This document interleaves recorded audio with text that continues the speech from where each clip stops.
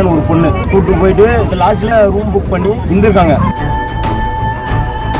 இருந்திருக்கிற வீடியோ வந்து அவங்க ரகசிய கேமரா, அந்த லாட்ஜ்ல ரகசிய கேமரா வச்சு இவனை ரெக்கார்ட் பண்ணி 3 வருஷமா பிளாக்மெயில் பண்ணி பிளாக்மெயில் செஞ்சு பணம் பறித்ததால இப்படி ஒரு முடிவா? இந்த போலீஸ்கார் இவங்க வந்து காசு கேட்டே இருந்திருக்காங்க இந்த வீடியோ வச்சு மிரட்டி.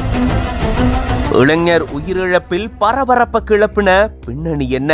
விரிவா இந்த வீடியோல பார்க்கலாம்.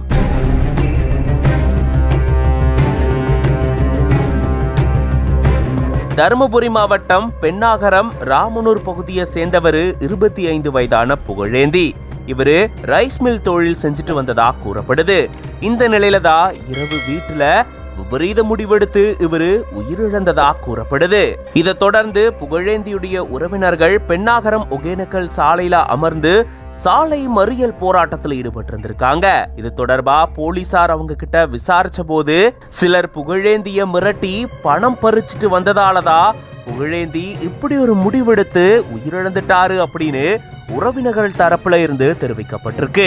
கடந்த 3 ஆண்டுகளுக்கு முன்னாடி புகழேந்தி ஒரு பெண்ணோட பழகிட்டு வந்ததாகவும் இவங்க 2 பேரும் ஒரு விடுதியில அறை எடுத்து தங்கினதாகவும் கூறப்படுது.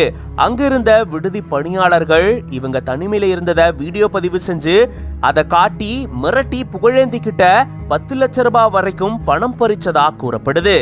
அந்த டைம்ல வீடியோ செக் பண்ணும்போது இருந்திருக்கிற வீடியோ வந்து அவங்க ரகசிய கேமரா, அந்த லாட்ஜ்ல ரகசிய கேமரா வச்சு இவனை ரெக்கார்ட் பண்ணி 3 வருஷமா பிளாக்மெயில் பண்ணி காசு கேட்டே இருந்திருக்காங்க இந்த வீடியோ வச்சு மிரட்டி.